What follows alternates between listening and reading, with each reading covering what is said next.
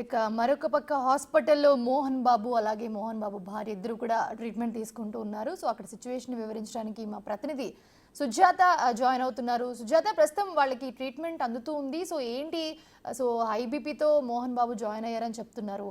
So ఏం చెప్తున్నారు డాక్టర్లు, అక్కడ పరిస్థితి ఎలా ఉంది?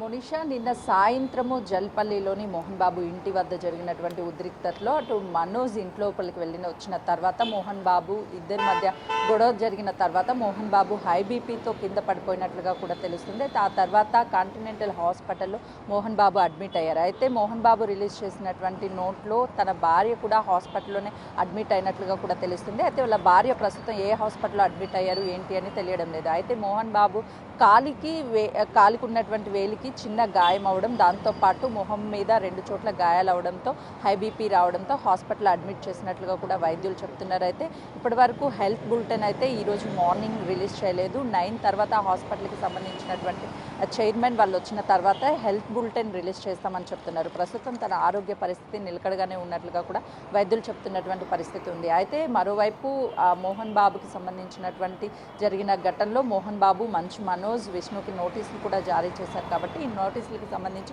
ఈరోజు 10:30 గంటల ప్రాంతంలో రాచకొండ కమిషనరేట్ హాజరవ్వాలి అని చెప్పేసి పోలీసులు చెప్పారు. అయితే ₹1,00,000 బాండ్ని తీసుకొని హాజరవ్వాలన్నట్లు కూడా పోలీసులు వాళ్ళకి నోటీసులు జారీ చేశారు.